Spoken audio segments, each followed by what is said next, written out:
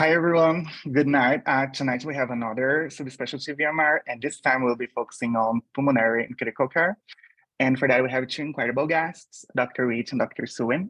Let's start with some introductions. Dr. Witt, she's an assistant professor in geriatrics and pulmonary medicine at UCSF, and she's the Pulmonary Associate Chief for Ambulatory Affairs and a fellowship coach for the Pulmonary and Critical Care Medicine Fellowship Program. Her clinical interest in the care of older adults with chronic lung disease, and educationally her goal is to improve health and well-being for diverse older adults with chronic lung disease via education with the interprofessional team about geriatric principles, quality care, and barriers, including ageism and structural racism. She's also a producer and associate editor of the Coversiders Internal Medicine podcast. Thanks so much for coming, Dr. Leah. Thank you so much for having me. I'm really excited to be here. Thank you. So we basically sometimes ask this question because we love it. We have so many students and learners from across the globe. Maybe you could talk a little bit why you chose pulmonary critical care. Well, I have a more circuitous path and route than a lot of people who went into pulmonary critical care or a lot of specialties. So originally from medical school, I went into internal medicine, which is an amazing specialty because you can go so many routes from internal medicine. And from the beginning, maybe even from high school, I was thinking about a career actually in geriatrics. I worked in a nursing home. I did geriatrics research in college. And then internal medicine, in my internal medicine residency, I really enjoyed critical care and pulmonary a lot. And when I actually initially got swayed into pulmonary critical care, and I thought, oh, I'm leaving geriatrics behind. And then when I was in my pulmonary critical care fellowship, I realized what really excites me and draws me to my job is the long-term care of patients in the clinic with chronic lung disease. So I decided to complete just the pulmonary part of my fellowship, and I did a research fellowship, and then I added on an extra geriatrics fellowship. So it was a long path. That was for a 4-year fellowship with research training plus the 3 years of internal medicine. But now in my job at UCSF, I get to do both, which is pretty cool. And my practice specializes in older adults with chronic lung disease. I only focus on the outpatient setting. That is where my passion lies. I think actually there's a lot of overlap with geriatrics and palliative care and critical care. And actually a lot of the work in geriatrics, I sometimes call outpatient critical care. If you've seen older patients who have a lot of medical problems and a lot of high intensity needs, I think that a lot of people who go into each could probably be happy in the other. And I'm definitely happy that the path worked out for me. So I guess my main advice there would be if you change your mind, even in what feels like late in the game, or, residency fellowship, that's okay. There's always an opportunity for something new. And really, it just kind of opens up more doors as you hone in on what you like to do the best. Thanks so much for sharing your story. Such an incredible power of advice. I wanted to ask you as well, what do you do for fun outside of medicine? Baking is my number one hobby. I love baking. This last weekend, I made my first layer cake. And I was Googling videos about how to do like a crumb coating so that you don't get crumbs on your beautifully decorated cake. I am really into this one cookbook right now called Dessert Person by Claire Saffett. So I'm working my way through that. And then I have 2 young children, so a 2.5-year-old and a 5-month-old. So I need obviously hands to help with them while I'm baking. But otherwise, I just love spending time with my family. Sounds incredible. Thank you so much for sharing it. We also have Dr. Angela Suen. She's a 30-year pulmonary critical care fellow at UCSF, and her clinical interest is in caring for patients with ILD and other chronic lung diseases. Her research focuses on improving palliative care outcomes in older patients with advanced chronic lung disease, such as COPD and ILD. Thank you so much for coming, Dr. Angela. Thanks for the invitation. We really wanted to ask you the same 2 questions. So why did you decide to go to pulmonary critical care? And also what you do for fun outside of medicine? Sure. So when in medical school, I thought I was going to go primary care. I really enjoyed having close relationships with my patients. And so going into residency, I thought that was going to be my path.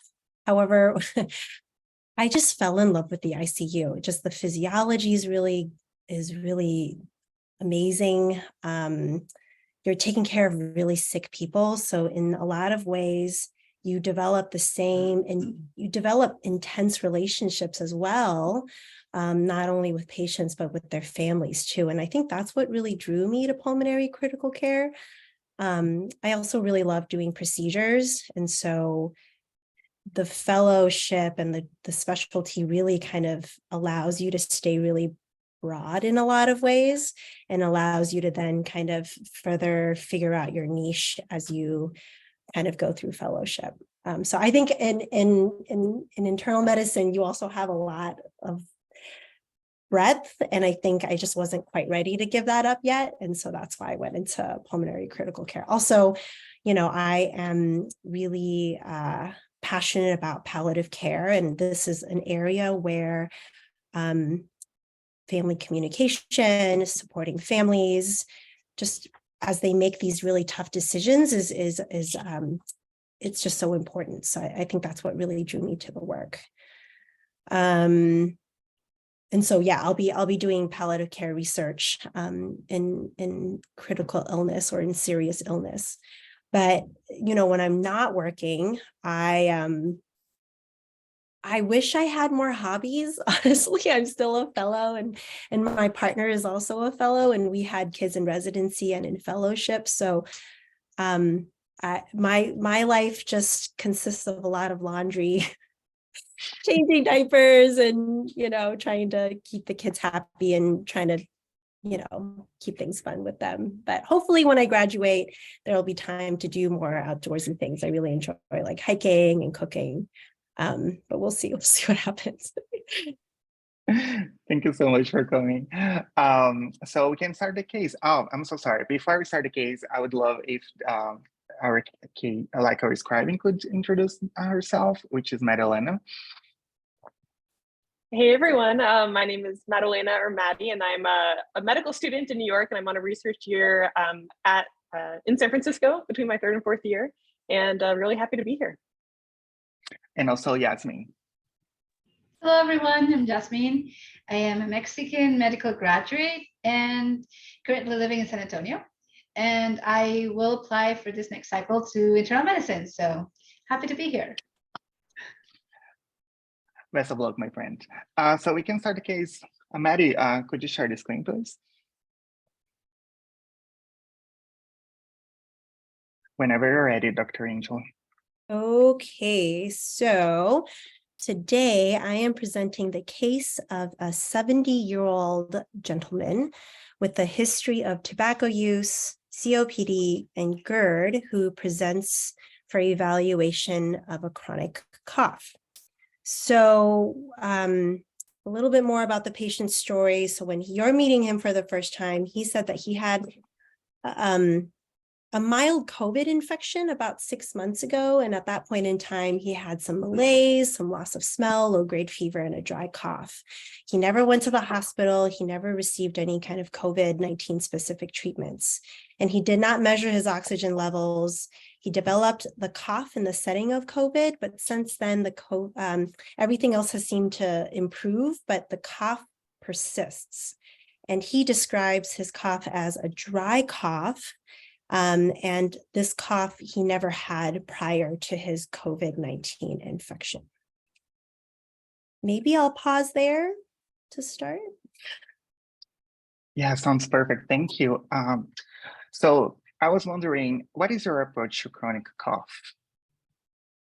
Oh, Dr. well, Leah. what a good, thank you so much for that question. This is a really important approach or framework that every internist should have, because it is one of the top complaints in the outpatient setting for general medicine, for internal medicine providers. And then in the pulmonary clinic, a huge amount of patients are seen in our clinic for chronic cough. So I usually guide my approach based on the most common causes of chronic cough, and the most common causes are reactive airways or asthma, what we call upper airway cough syndrome, which is basically postnasal drip, and acid reflux or heartburn.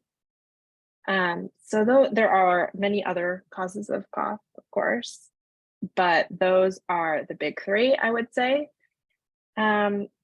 So what I would say is, in a patient like this, I'm probing, we're doing sort of a full review of systems about pulmonary symptoms because, of course, the cough can be due to pulmonary issues. So do they have shortness of breath? Is their shortness of breath related to exertion, or is it at rest? A lot of people seem to have purchased pulse oximeters during the COVID pandemic. So as Angela said, any pulse ox issues. So kind of go by system. I think that's the way that I would approach it. So, and because I often am seeing these patients in the pulmonary clinic, that's why I started with pulmonary, but you could really start with any. So if you move to another system, the HENT, the head, ear, nose, throat system, you could ask about postnasal drip, throat clearing, eustachian tube dysfunction, history of sinus infections,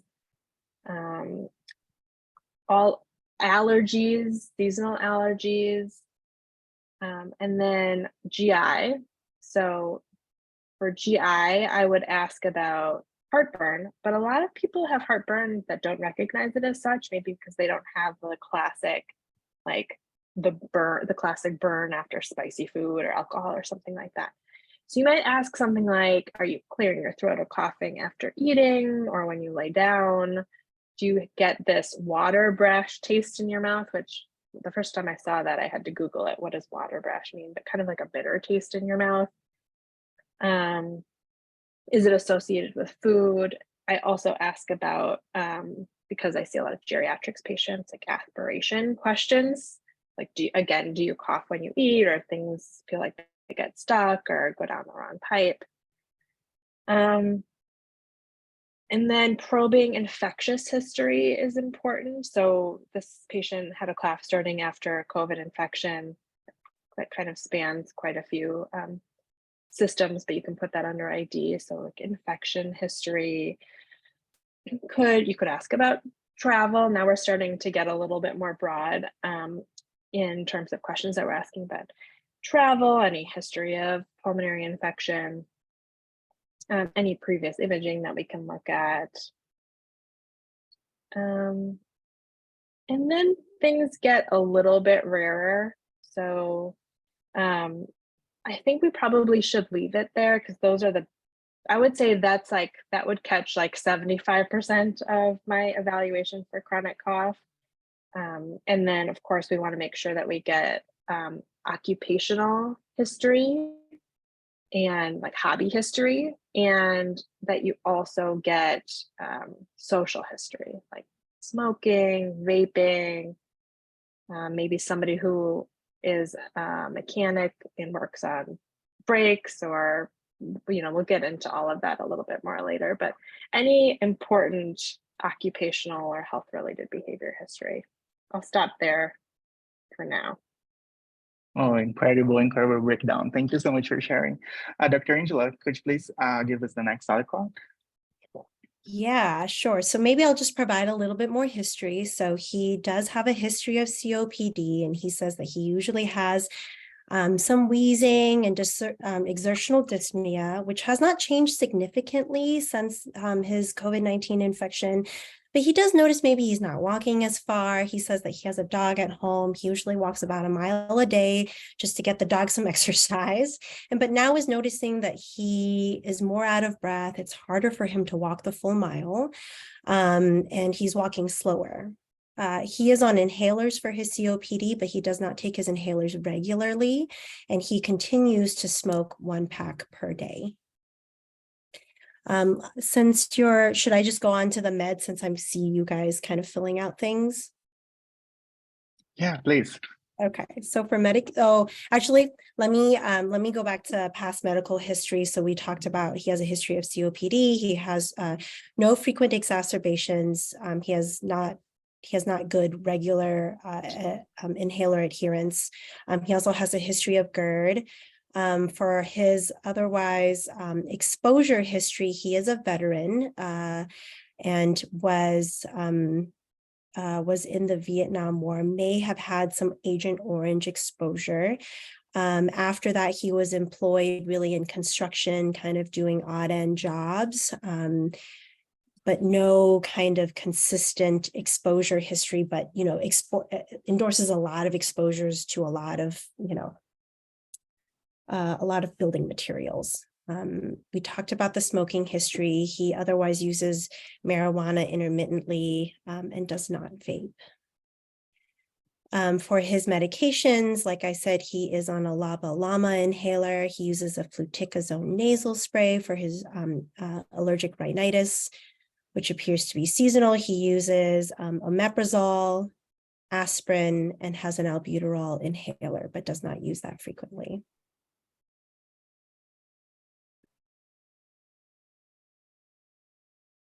That was a lot of stuff. Should I pause here again, or should I go on? I think we're in a good place to stop. Dr. Reed, based on this new information, like what is going on through your mind in this case now? Well, I just wanted to draw some attention to like what's going on, the conversation in the chat, which is that where you are in the world or country also affects your differential. These are some amazing comments that in a lot of places, things something like tuberculosis would be at the very top of your list for chronic cough. So definitely practice location, your differential will be varied. So thank you so much for those really useful comments. And actually, as we're going down the path for chronic cough, we get more information, maybe imaging. We in the US, the same thing. So if we see something based on an image that might point to an infection that's endemic in a particular part of the country, like histoplasmosis or coccidiomycosis, and then these health-related behaviors are also really important. So it sounds to me like our patient has had very stable COPD without a lot of exacerbations for many years. So this is definitely a change. And it also stands out to me that his COVID infection was mild. And we have a post-COVID clinic here at UCSF, and we see a lot of patients with persistent pulmonary symptoms after a wide range of severity of COVID infections from mild to severe. If he had had a more severe infection, perhaps requiring an ICU stay or intubation, I might worry about, pulmonary fibrosis or scarring from the COVID infection. So that is in the back of my mind. But since it was pretty mild, I'm wondering if this is an exacerbation of his COPD, or is this maybe an unmasking of another pulmonary process? Because sometimes after an infection, people start to pay more attention to their pulmonary symptoms. Maybe there was a cough that was already sort of brewing and he wasn't paying attention until he got sick and then started paying a little bit more attention. Same with shortness of breath.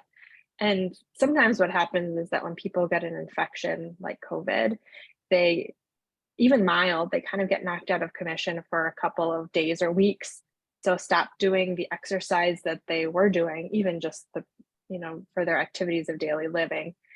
And then it's sort of like a vicious cycle. Then the next time they try to walk and exercise, they're more deconditioned and then feel more short of breath. So it could be a continuation of that underlying pulmonary process of COPD, or maybe there's something new that's going on.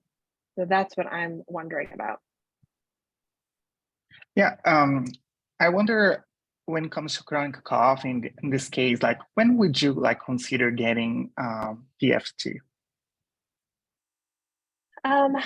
I think that my threshold for spirometry is pretty low because spirometry is pretty easily available anywhere, even in relatively resource poor settings.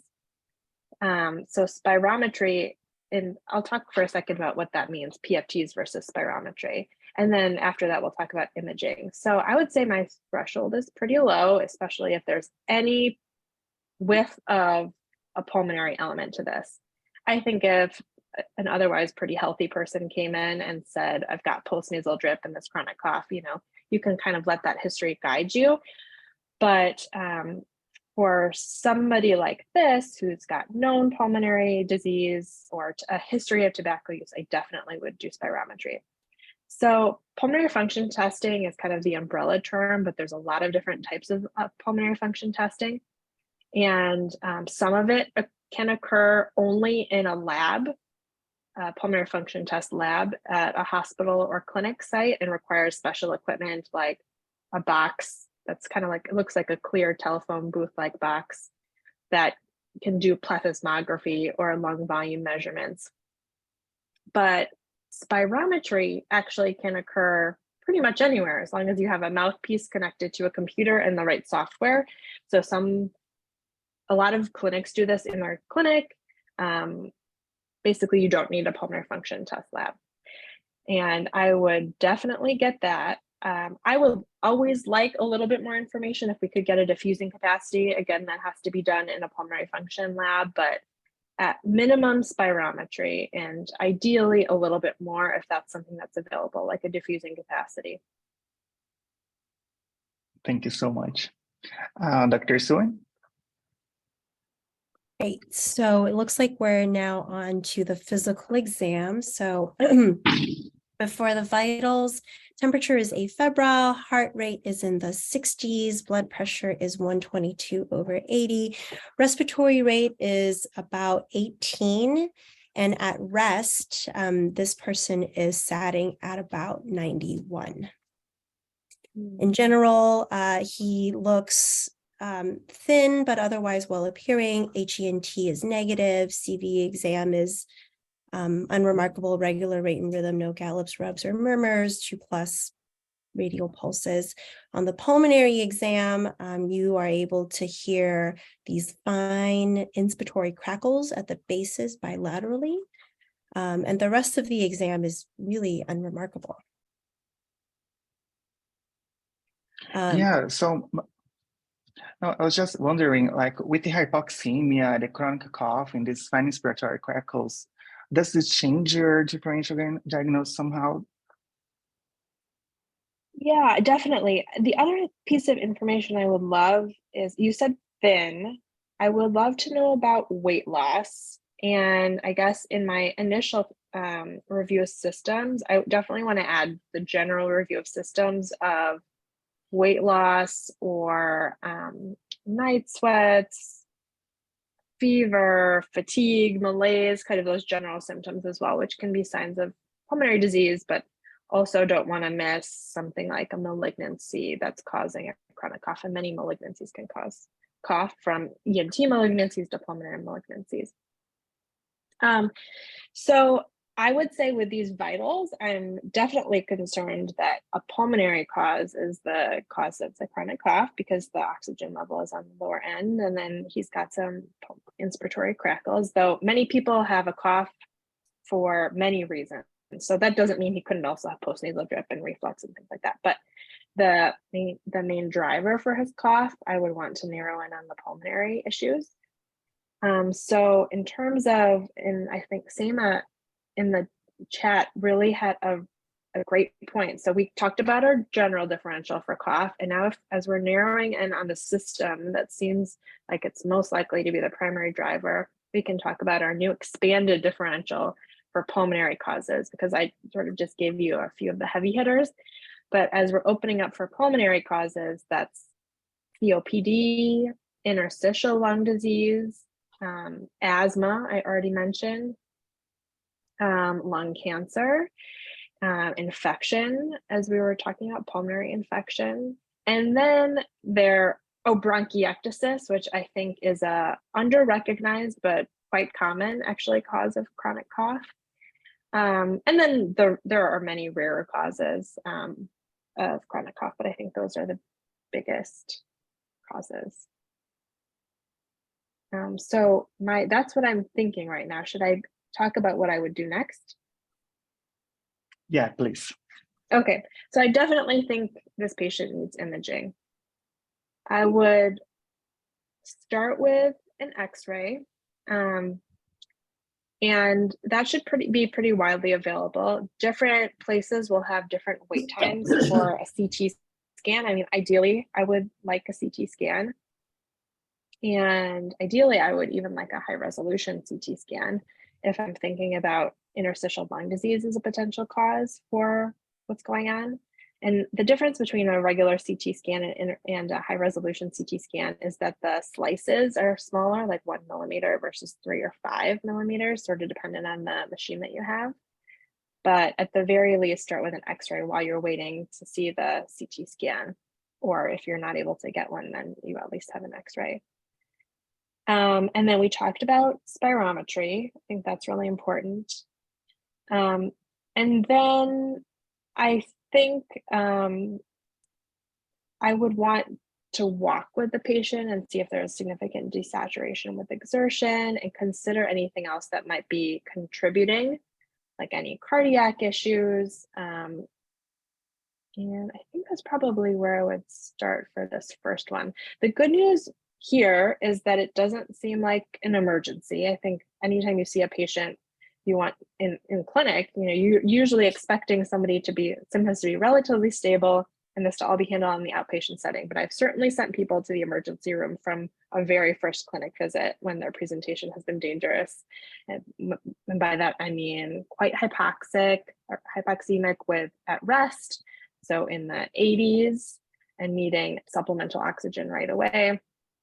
80s or lower, really tachycardic or hypotensive or really gasping for air. All of those reasons would be a reason for an expedited inpatient workup. But it seems like he could go home and we can continue this as an outpatient.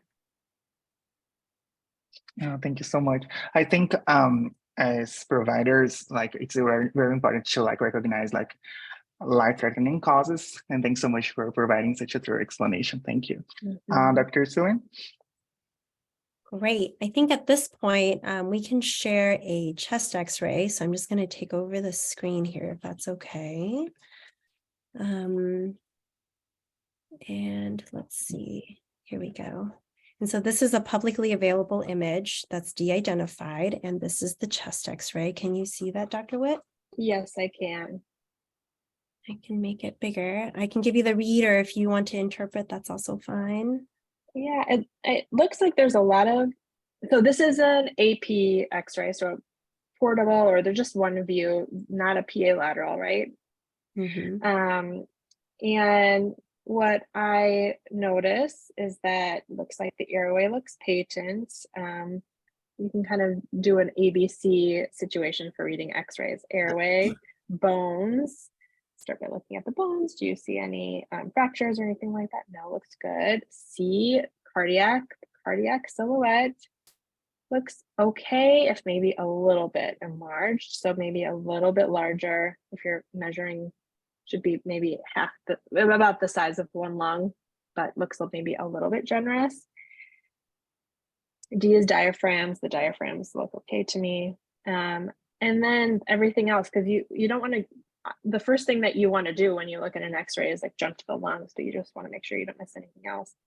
So I see a lot of interstitial markings and kind of pretty diffusely. Yeah, I would say pretty, I'm looking to see if the interstitial markings are mostly basilar or mostly apical. I would say mostly basilar, but also a little bit more diffuse. What do you think, Angela? Anything else to add? Yeah, I think I love your reminder to take a systematic approach to the chest x-ray. Mm-hmm. I think I often I go right to the lungs, but I agree with you that I think that there are a lot of these interstitial lines, which are at the periphery, you see a lot of just kind of these fine lacy lines that you wouldn't expect to see. I almost think I see some bubbling over the left kind of mid-lung field, but either way, these are just more interstitial lines or reticulation that I would, more than I would expect to see on a normal film. And I agree that it's quite diffuse, but I can really appreciate it at the bases. And then I think we should say what we don't see, which is we don't see any huge mass or cavity. Maybe we're looking at the apices for signs of significant emphysema. We're limited a little bit on a chest x-ray, but that's good. You might look in the hilum for any huge lymphadenopathy. It's hard to appreciate much. So right now, I think my primary concern is an interstitial process. Right. And I would say the diaphragms don't look very flattened. So, not someone who is retaining a lot of air consistent with emphysematous COPD. But yeah, totally agree with you. I will stop sharing now.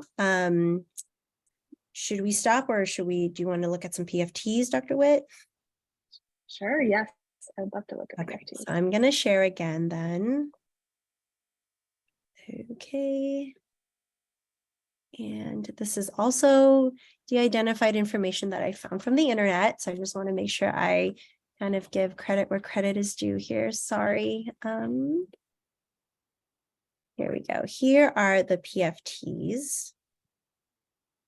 Okay. So my systematic approach to looking at pulmonary function tests is, one, consider the demographics. So when we're looking at pulmonary function tests, including spirometry, the computer that is analyzing the data gives us a reference volume for each of the things that we're looking at: forced vital capacity, FEV1. There's a reference quantity for DLCO.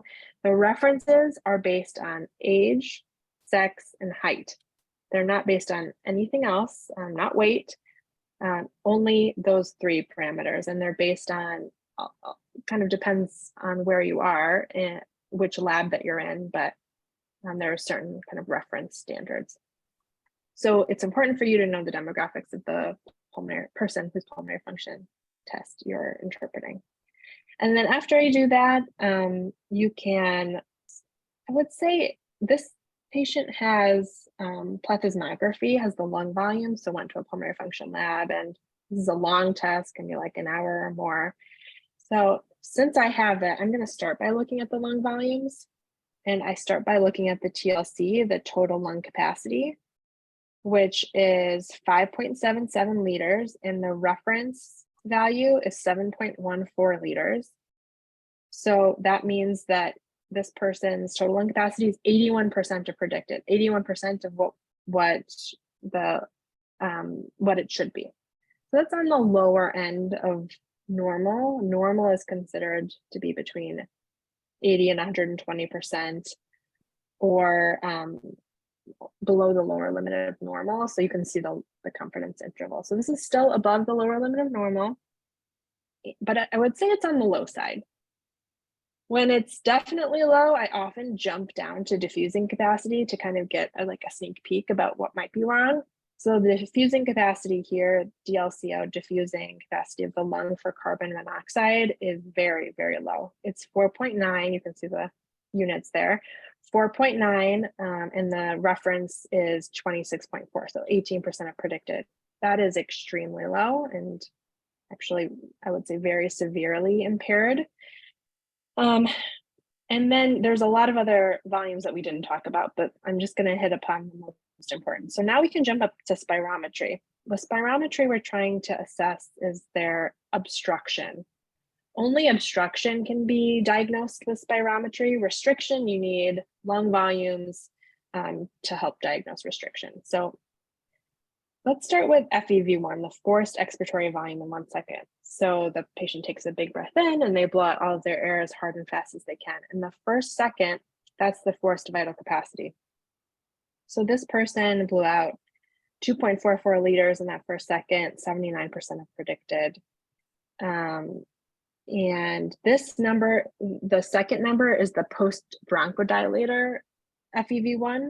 So sometimes someone will get albuterol or another bronchodilator, ipratropium, and then the lab will assess if they've had a bronchodilator response. So that's what that is. And then then I look at forced vital capacity. So that's someone taking a big breath in, blowing out all of their air as hard and fast as they can. How much air are they able to blow out altogether? That's 3.7 liters, 87% of predicted. And again, that's in the normal range. The FEV1 was a little bit low, but the forced vital capacity is in the normal range. And then the other thing to look at is the ratio. And you're looking at the ratio of the actual values. So that's 66 of predicted, or this is not of predicted, sorry, that's 66% here. You're not looking at predicted, you're looking at 66%. So a low FEV1 to FVC ratio makes me think about obstructive lung disease, and the FEV1 is slightly below normal. So I would say it's probably moderate obstructive lung disease. So the spirometry makes me think, okay, he's got COPD. We already knew that. And the low diffusing capacity could mean that he's got emphysema. But then I'm also wondering, is there another process going on, like interstitial lung disease? Because it's unusual that the lung volumes are small, on the small side with COPD. And sometimes if somebody just has emphysema, what we actually see is air trapping, maybe a high residual volume, that's RV. But that is not what he has here. So that is why I'm wondering if there are two processes going on. And that actually can be hard to suss out just on pulmonary function tests. Anything to add, Angela? Yeah, I would say I think what really strikes me with these PFTs is that the DLCO is way disproportionately low compared to the degree of obstruction that you see on spirometry. And so that's another clue that there might be something else going on. And when you're suspicious that there's more than one process going on, it can be really hard to paint a very clear picture with spirometry, because some of the in interstitial lung disease, you might get some restriction. And so when you have restriction and obstruction, it can be hard to make sense of the numbers because they're telling two stories at the same time. So just to interpret with a little bit of caution. So I will, anything else to add? I'll stop sharing here. And at this point, sorry. I have an office mate here. Is there anything else that you'd like, Dr. Witt? Well, I would love a CT scan. That would definitely help to take a better look at what's going on. I'm thinking, what would I order? I think I would order a high resolution CT scan. We didn't talk in depth about the differential diagnosis for hypoxemia. And he has relative hypoxemia. I mean, his oxygen saturation is technically above 90%, but definitely not in the normal range. So would I think about something like a PE? But I think based on the X-ray alone and the history, it's leading me more towards an interstitial lung disease process. But I would say if you're guided in another direction, like and PE seems like it's moving up in the differential, you might consider a CT scan with contrast. And usually they can't do the high resolution when they're doing contrast with like a PE protocol. So you might lose a little bit of the resolution, but then you could also save the person one CT scan for multiple diagnoses, and it might be enough for what you need. But I definitely want a CT scan in whatever form it will come. Great. Well, this veteran lives in a rural part of California, and so was not able to get a high resolution CT scan. So what I'm able to give you is a regular CT. So I'll just, oh, sorry, I realize you can't even see it. Hang on, let me share my screen one more time. Okay, here we go. So I'm just going to scan through here. Sorry, it's a little spotty. Here we go. So I'll just scan through.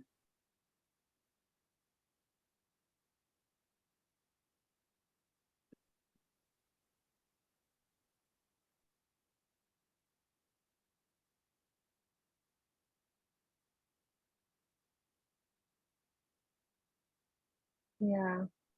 Can you go to the top again? Yeah. Yeah. So yeah, exactly. Definitely see honeycombing. So I'll explain what that is. So I'm struck by pretty diffuse, just like we expected on the chest x-ray, diffuse interstitial lung disease. It's more predominant in all bases, but it's even there in the apices. And I see, especially as we go down, some traction bronchiectasis, which means that there are airways that are enlarged. Here, that's a perfect example. Oh, all of these are examples. So you should not see these wide vessel or wide airways as we go to the periphery.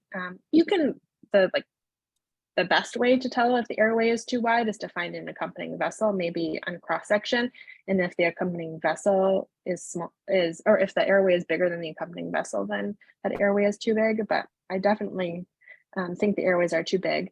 And I'm differentiating between inflammatory bronchiectasis, which is that there's an infection or something like that that is causing the airway to widen because of airway damage, versus traction bronchiectasis, which means that the lungs are stiff from scarring and pulling apart the airways because they're so stiff, because the lungs are so stiff. So that's what traction means. And then, yes, I definitely see honeycombing.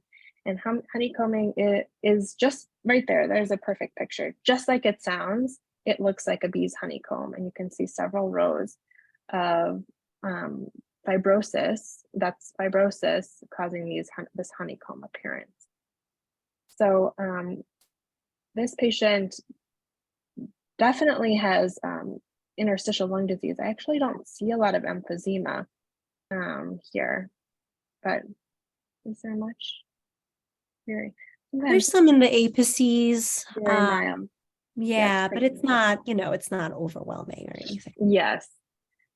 Yeah, of course. But when you have such profound interstitial lung disease, that can kind of block out a lot of other things you see. But I would say pretty significant interstitial lung disease here. And I, based on his age, would really be most worried about idiopathic pulmonary fibrosis. So as we're narrowing our differential, we've moved from our general cough differential to pulmonary differential to now interstitial lung disease differential. And we can talk about the many types of interstitial lung disease, but in an older man, especially over 65, with interstitial lung disease, traction bronchiectasis, and honeycombing, idiopathic pulmonary fibrosis is at the top of my list.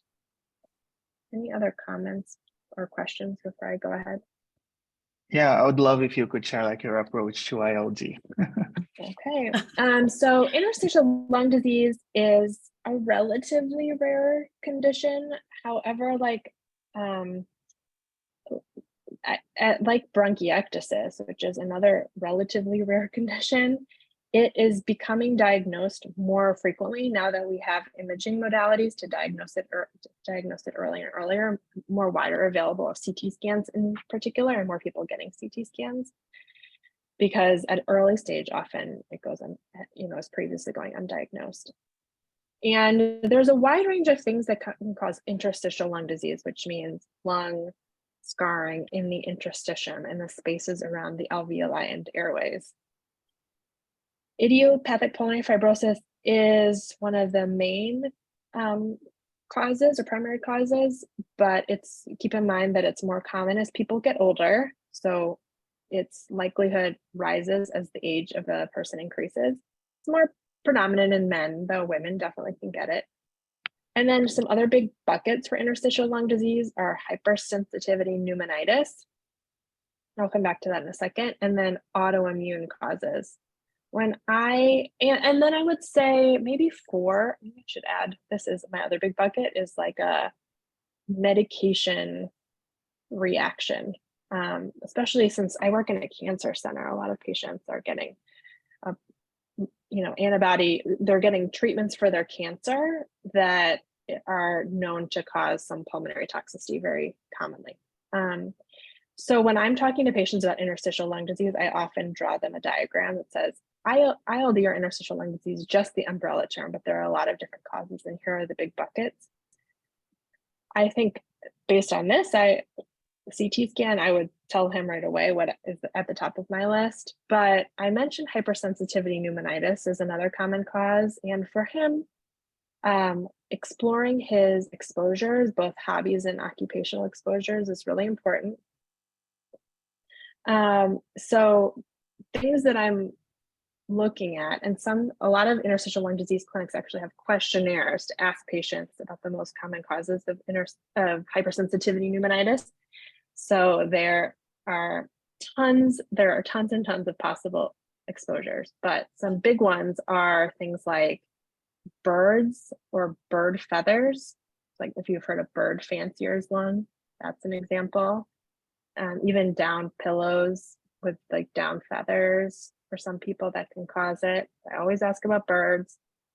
Ask about occupation. So people who worked with asbestos, like mechanics who changed brakes, that's definitely a risk. Woodworking can be a risk. In our area of the country, sometimes people will use, especially in like the middle of the state where it gets quite hot, not in San Francisco, it doesn't get hot enough, but if somebody doesn't have air conditioning, they might use what's called a swamp cooler, which is basically like stationary water with a fan over it. So maybe that might be applicable to other parts of the world too. So I would say you can always look online at the huge list of questions that you can ask about occupational exposures, but that would be important. And then connective tissue disease is another big bucket, or autoimmune causes.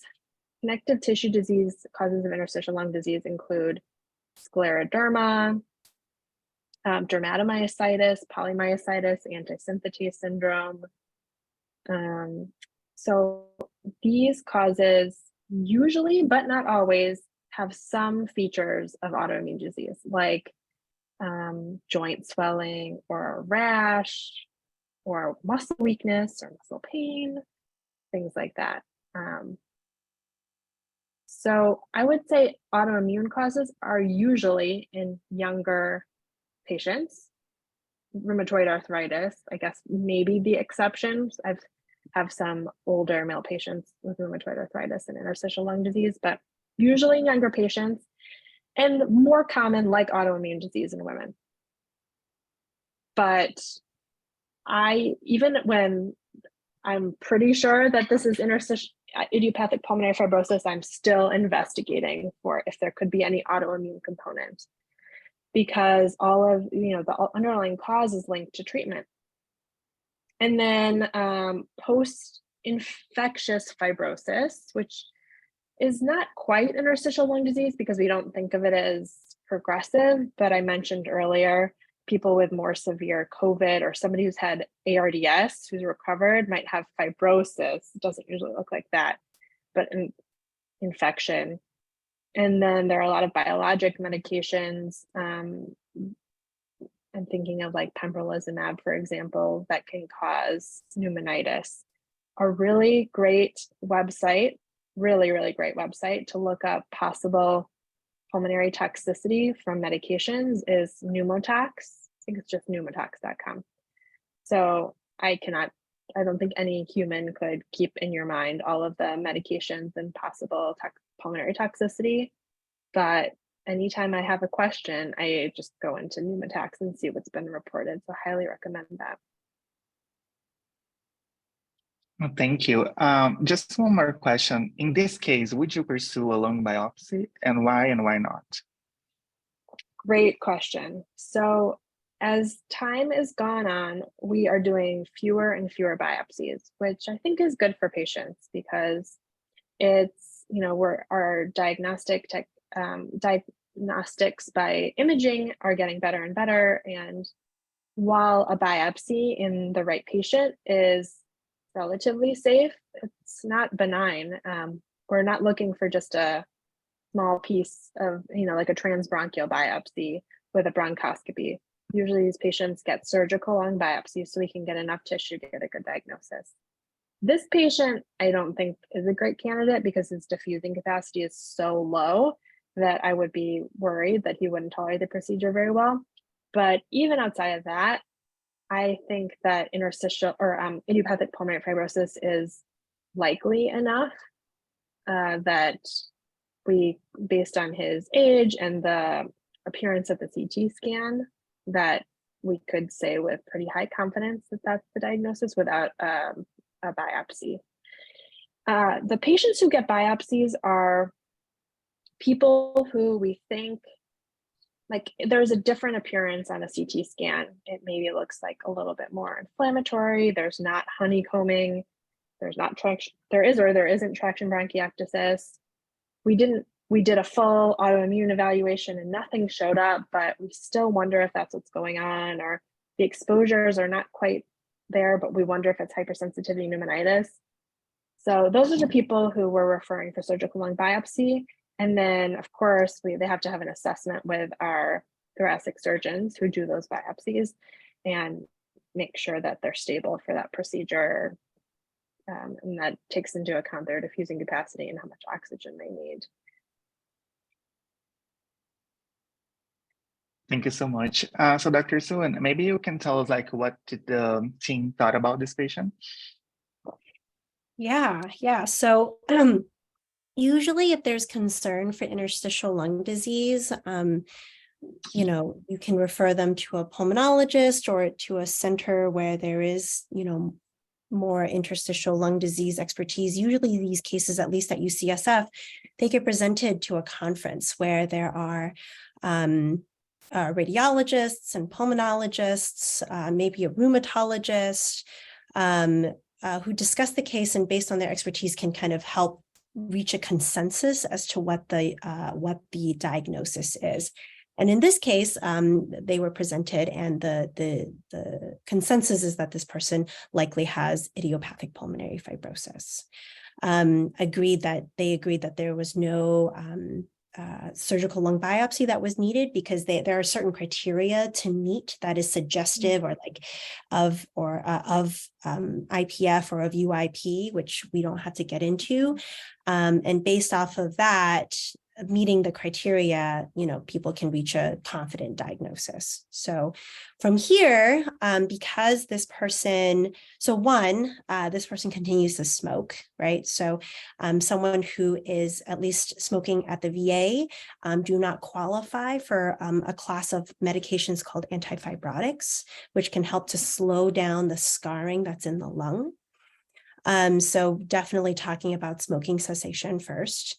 The second is really looking into more of the hypoxia. And so when we walked with the patient, he did desat into the mid 80s and his heart rates jumped up to the low 100s. He wasn't feeling super short of breath, but the numbers was enough to kind of support the use of oxygen. And then, when we looked back, he had actually been getting low dose CT scans prior to COVID every year, and reports did call for some mild reticulation at the bases, but in the setting of COVID had actually stopped getting his low dose CT scans. And so the way we're putting him together is that he might have had some brewing pulmonary fibrosis, maybe that with tobacco use contributing to the fibrosis. And then in the setting of the COVID infection, that may have kicked off a big response in the lungs, causing for a more accelerated fibrosis in the lungs. So that's kind of how I put him together. He's like a very classic veteran that I see in clinic. And so his challenges will be to make sure he gets enough oxygen support and helping him plan for the future because his DLCO is so low. That is a poor prognostic indicator. And then thinking about treatments to help him slow down the therapy, which in an older gentleman, comes with pros and cons, and those risks and benefits need to be weighed with the patient. So those are the next steps. Oh, thank you so much, Dr. Angela. Such an incredible and a very educational case. We talked about chronic cough, we talked about like PFTs, also chest X-ray, chest CT. Incredible, incredible. Thank you so much for putting this together. And Dr. Reed, just to finish the session, I would love if you could like take 3 important takeaways for learners from this case. Yeah, so my first takeaway is that chronic cough is very common in internal medicine and pulmonary clinics. So having an approach to the most common causes and then the kind of a sub approach to if you're diving into a pulmonary approach or an ENT approach, kind of getting those pathways down is very useful and will serve you very, very well. So the top 3 causes are usually airway disease. So asthma and maybe someone a little bit younger, COPD and somebody a little older, an upper airway cough syndrome, or acid reflux. But that's just the top 3. So there are a lot of other causes if you don't catch them, if that doesn't catch something. My second point, I think, would be that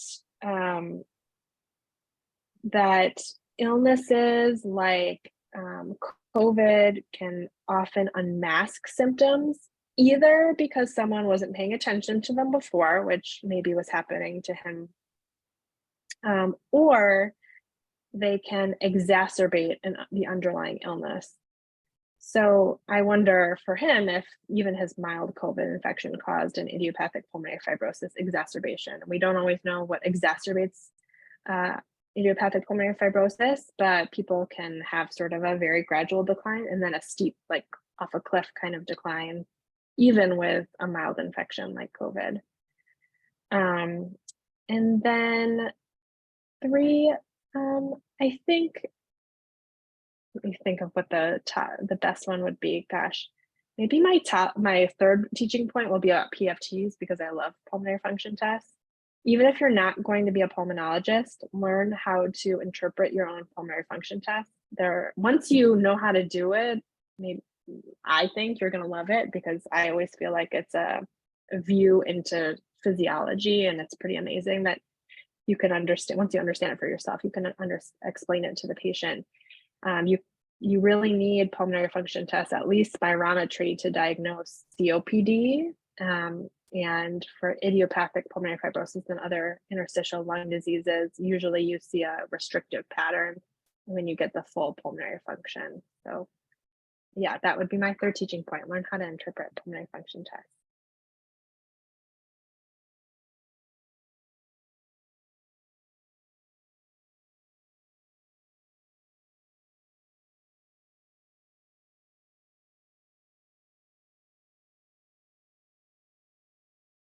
Oh, I think Rafa maybe lost connection, but I just really wanted to thank you both so much for taking the time to present this case that was really full of so much learning. And yeah, I think I feel much better about how to approach chronic cough now and how to approach PFTs. So thank you so much for the incredible teaching. So we'll pass the mic to Yasmin, who will summarize some of the teaching points. Of course, thank you so much, Dr. Angela and Dr. Leah. I have to amplify what Maddie said. Amazing approach to chronic cough, which I think it's very common in outpatient, and personally always makes me very nervous. And again, thank you for this amazing review of how to approach spirometry and PFTs. So for the teaching points, we started with the approach to chronic cough, from most common to rare causes. First, ask about airway issues. If there is any upper airway syndrome, postnasal drip, GERD, because this will be around 75% of the cause. If it's exertional or at rest, if the patient has travel history or history of pulmonary infection, because COVID can unmask or exacerbate a condition, an occupational exposure, geographical location that could predispose to endemic infection, and then remember to approach it systematically. By systems, meaning HENT, like such as postnasal drips, or history of sinus infection, allergies, GI too, because sometimes heartburn that may not be easily recognizable by the patient could be the cause.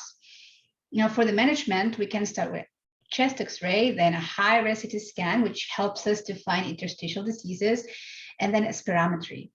Now, for the spirometry and PFT indications, this can be, the spirometry is easily and highly available, while PFT, such as plethysmography, may need special settings. So the steps to evaluate the PFTs, remember always firsthand that spirometry may assess obstruction, and for the assessment of restriction, you will need the lung volumes. First step is consider demographic, then TLC, DLCO, that in this case was really low, so we could think emphysema versus interstitial disease. And remember that these types of things can happen simultaneously. Now the ratios, if it's low, the FB1 FBC ratio, you can think it may be obstructive. Now we saw honeycombing and CT scan that made us suspect of interstitial lung disease, although in older patients always think it may be idiopathic pulmonary fibrosis. Now, we also got to know what is the traction bronchiectasia that results from fibrotic tissue pulling on the bronchi, causing irreversible dilation of bronchi and bronchioles. It could strongly indicate pulmonary fibrosis.